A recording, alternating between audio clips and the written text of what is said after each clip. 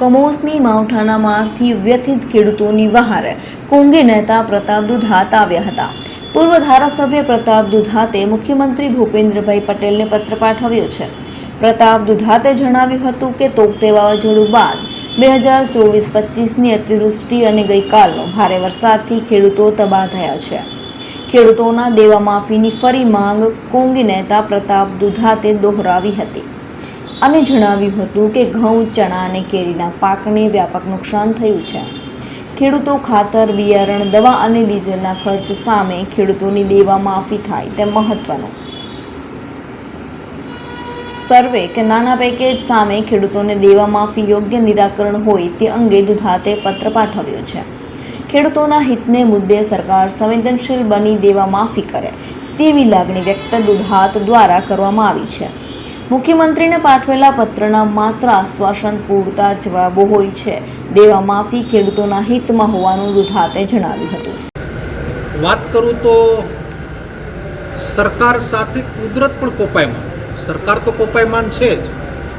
દાખલા તરીકે તોકતે વાવાઝોડું લઈ, 2018ના નાના મોટા વાવાઝોડા લઈ, 2024-25ની અતિવૃષ્ટિ, 25-26ની અંદર તૈયાર પાક, કમનસીબી આ વિસ્તારના ખેડૂતોને એ પ્રકારની કે તૈયાર પાક લાહણી કરીને જેવું યાર્ડમાં જવાનું હોય અને કુદરત રૂઠી જાય છે। ફરી વખત કમોસમી વરસાદને કારણે બાગાયતી પાક, ડુંગળીનો પાક, જીરાનો પાક, ઘઉં, ચણા, વિવિધ પાકોના વાવેતરોને તૈયાર પાક નષ્ટ થઈ ગયા। આજે સવારે ખેતરોની મુલાકાત લીધી અને ખેડૂતોની જે હાલત જોઈ છે તો હૃદય દ્રવી ઉઠે। ત્યારે સરકારને ફરી વખત પત્ર મારફત ઢંઢોળવાનો મેં પ્રયત્ન કર્યો છે। અતિવૃષ્ટિમાં નાનું પડીકું આપીને વારંવાર વખતે નાના પડીકા આપી અને ખેડૂતોને શાંત કરી દે છે એ સરકારની નીતિ છે। પણ એકવાર વાત એ પ્રકારની કરી રહ્યો છે કે ખેડૂતના દેવા માફ કરો, એવું સમજજો કે એક અદાણીને એક રિલાયન્સને રાહત આપણે નહોતી આપી। એકવાર ખેડૂત ઉપર મહેરબાન થાવ। ખેડૂત અત્યારે ખૂબ કપરી સ્થિતિમાં છે, ખૂબ દયનીય સ્થિતિમાં છે। ત્યારે જગતનો તાત આશાને મીટ માનીને બેઠો છે। ત્યારે વિરોધ પક્ષના એક આગેવાન તરીકે સરકારને અરજ કરતો પત્ર લખ્યો છે કે આટલા મેં જે શબ્દો કીધા છે એની તમારી ટીમ મારફત સર્વે કરવામાં, તમારા આગેવાનો મારફત સર્વે કરવા અને ખેતરોની મુલાકાત લઈ તો મેં કીધું આ બધા પાકો નષ્ટ થઈ ગયા છે। ગયા પાકની હજી વળતરમાં બિયારણના પણ નથી થયા, ખાતરના પણ નથી થયા।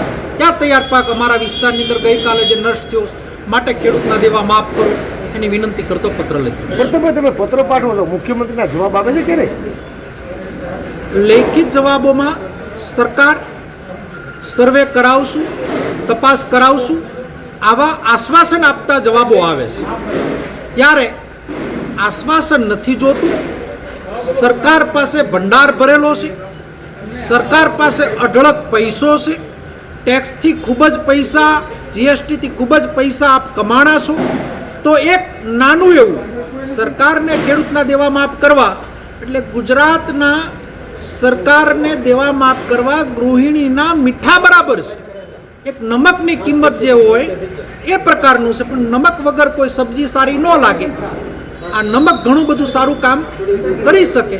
એમ બુસ્ટર ડોઝ એક એવો આપો કે ગુજરાતના દેવા જો માફ થઈ જાય તો વાજતે ગાજતે સાવરકુંડલા અને અમરેલી જિલ્લામાં સરકારનું ઘરની સંપત્તિથી મોટું સ્વાગત કરવી એવી મને એક ઈચ્છા પણ છે।